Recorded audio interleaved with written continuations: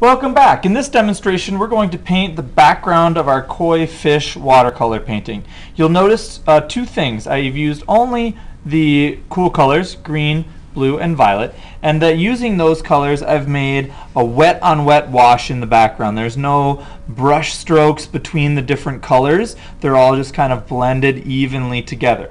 You'll also know these amorphous shapes here. You'll see some are curving here and curving around this way, and then I have other ones in here. Those amorphous shapes are created using some cling wrap. So once your painting is still wet, you'll place the cling wrap down and then you'll be able to manipulate it on the surface of your painting. The only trick to doing that is you need to have your paint fresh and wet in order for the cling wrap to stick, and then you can kind of manipulate it with your fingers as you go. So your painting should look something like this. You've finished your oil pastels and you're ready to go. You should have an empty cup for dirty water, a clean cup of water, a little bitty cup to wash your brush out, and a wash brush. Okay, as you get started, when you paint, you're holding your brush nicely like a pencil. You're not holding it too far back. You're not holding it too far up towards the bristles.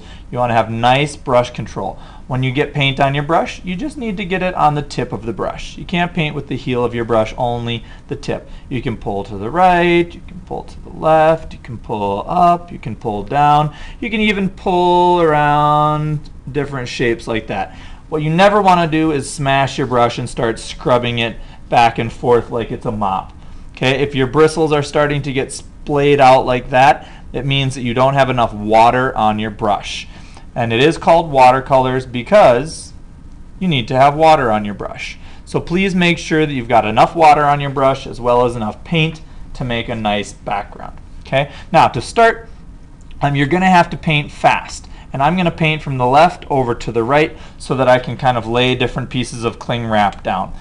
You don't want your paint to dry out too quickly.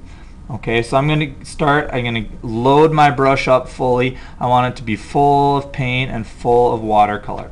Then I'm just going to start painting it in quickly as you can without being sloppy.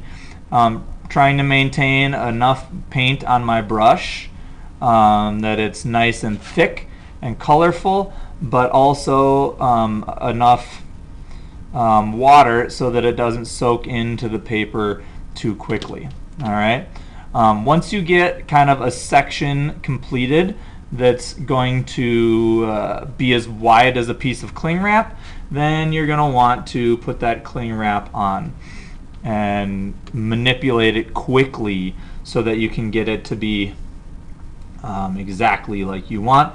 And then you're not going to want to touch that cling wrap at all. You're just going to want to leave it alone and not touch it, because if you touch it and it comes off the paper, you're not going to be able to make it better after the paper is dried.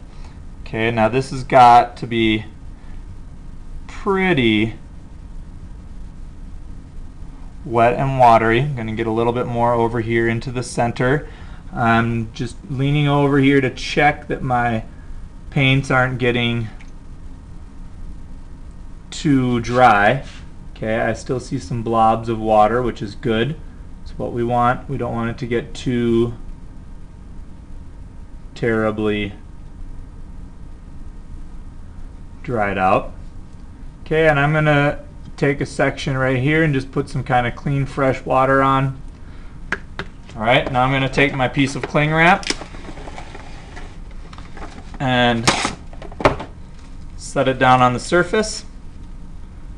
And you'll notice how the cling wrap adheres to the water. Then you can take your fingers and you can kind of bend it and twist it a little bit and pull it in, and you can manipulate the curves to go along with the curves of your painting and to change the movement of your painting. Now once you get it into the right place, you really don't want to move it, because then it changes and it doesn't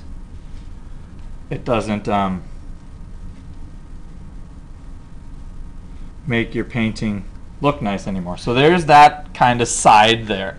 Okay, now as that one is drying, I'm going to dump my water out clean out my water container and start fresh for the other side. Now, estimating my second piece of cling wrap is going to be wide enough from here to here. So I'm going to work from the center out again and then put my second piece of cling wrap over the top.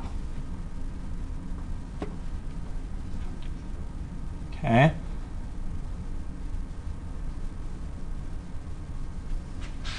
Again, working quickly. You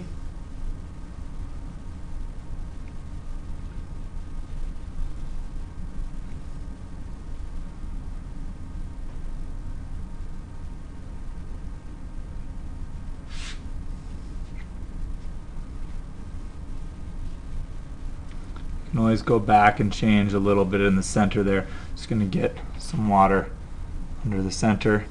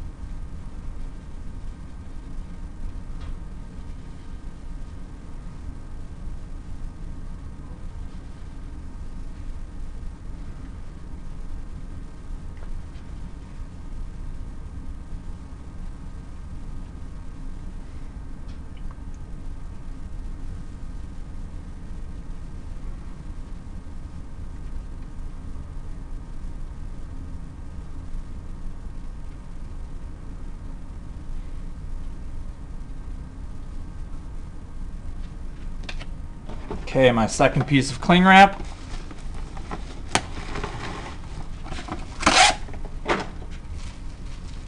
Setting it over the top, making sure it adheres really well,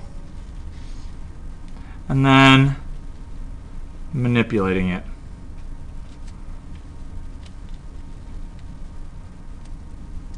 And you see how I pull this one into a curve, kind of to echo the curve of the fish. I'm going to pull this one into a curve to kind of bring it around this way, and then I'm going to pull this one back.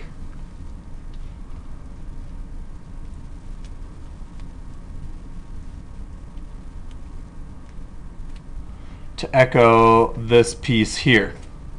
Okay, so all those curves here and the curves inside here are going to bring this picture together and really make the texture on the picture look incredible. And that's how you finish the cling wrap movement part of the picture.